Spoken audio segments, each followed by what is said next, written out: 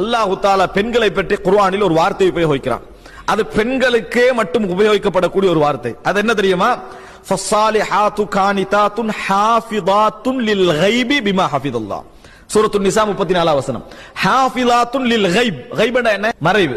ஹாஃபிதாத்துன்னா பேணக்கூடியவர்கள். மறைவை பேணக்கூடியவர்கள் என்று சொன்னால் கணவன் கண்காணிக்காத நேரம், கணவன் அவதானிக்காத நேரம், கணவனுக்கு தென்படாத நேரம், கணவனால் அவதானிக்க முடியாத நேரத்தில் கணவனை பேணிக் கொள்வார்கள்.